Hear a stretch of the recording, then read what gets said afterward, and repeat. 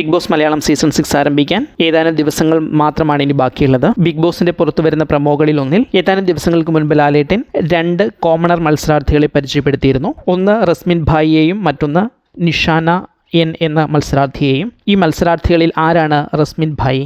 എറണാകുളം മട്ടാഞ്ചേരി നിവാസിയാണ് റസ്മിൻ ഭായി. ഒരു കായിക അധ്യാപികയാണ്.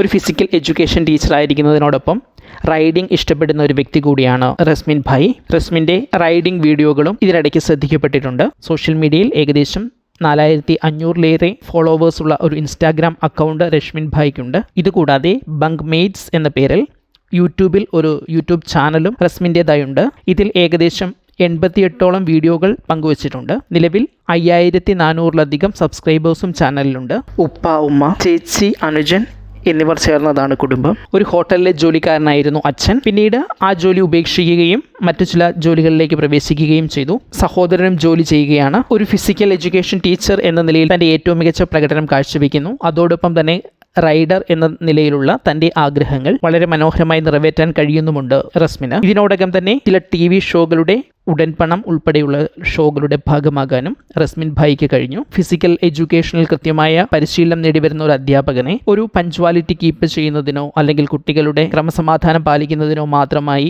ഒതുക്കുന്ന അല്ലെങ്കിൽ അങ്ങനെ മാത്രം കാണുന്ന അല്ലെങ്കിൽ ഒരു ഡ്രിൽ മാഷായി മാത്രം കാണുന്ന ഒരു വ്യവസ്ഥിതിയോട് റസ്മിൻ ഭായിക്കുള്ള വിയോജിപ്പ് നേരത്തെ പ്രകടമാക്കിയതാണ്.